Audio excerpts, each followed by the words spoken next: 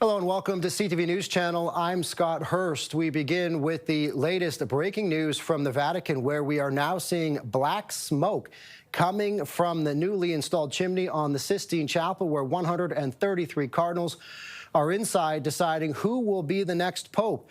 That is the chimney, and we are just seeing now that black smoke is being produced. That means the cardinals have completed their first round of voting, and a chemical was added to give it black smoke, meaning no cardinal received 2/3 support. For more, let's go to Vatican City and CTV's Adrian Ghobrial standing by all day long. And Adrian, this moment just happened seconds ago. Yeah, we're still seeing some of the black smoke billow out from that chimney. Just as you were speaking, Scott, we heard a roar from the crowd. There's predicted to be around 30,000 people in St. Peter's Square right now.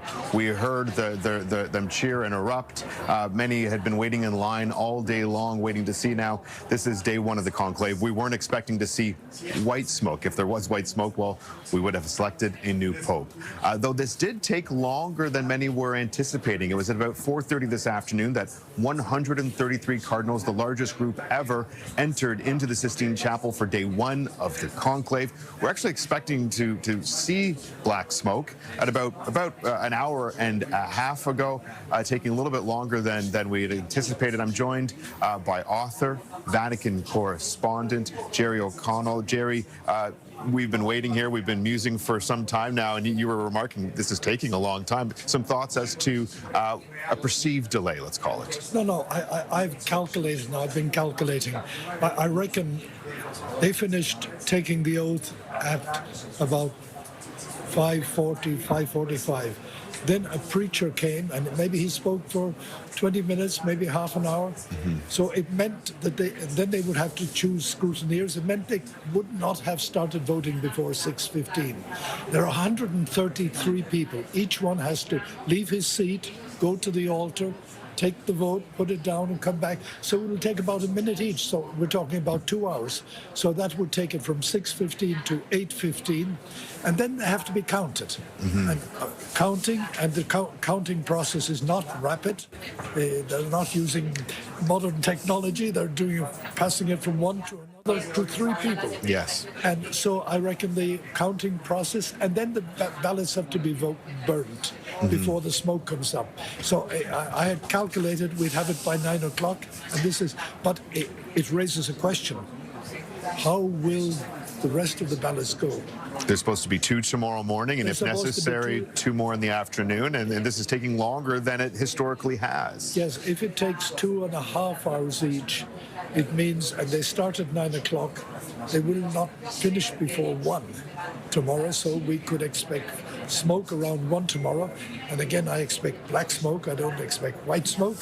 So, we could have a slower election process than we had anticipated.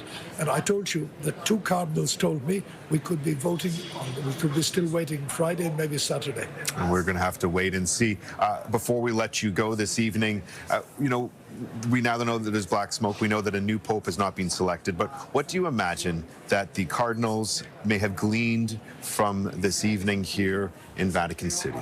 They will have information which they did not have when they went into the Sistine Chapel, because people would have cast their votes. They will see that some cardinals have got some package of votes. It depends on the size. Maybe 3, 4, 5 cardinals have got it significant. The rest and maybe a lot of people didn't really cast a vote. They cast a vote maybe for somebody they admire or somebody. And so they'll go back tonight and they'll have to think. These front runners, are we going to throw our votes behind them tomorrow morning? Or are we going to change and vote for somebody else? If they throw a sizable number throw their votes behind one of the front runners, then in the second and third ballots tomorrow morning, maybe somebody begins to move ahead, and maybe that could be a possible pope. We have to wait. This is all mystery because we're outside and we don't know what's happening in there. It's a mystery for the whole world except for those 133 cardinals who are taking part in this conclave. Jerry, thank you very much for joining us. We know that you'll be with us again tomorrow and in the days ahead if necessary.